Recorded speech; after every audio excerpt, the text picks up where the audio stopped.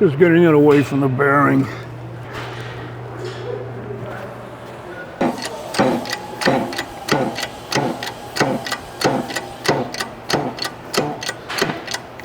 Goodbye.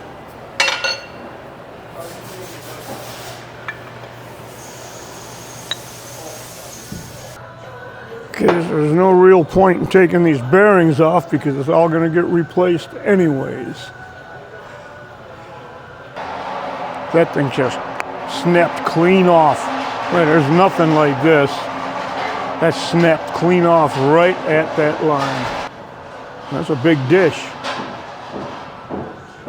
High in the middle, dish, dish, dish, and then it comes back up on the edges.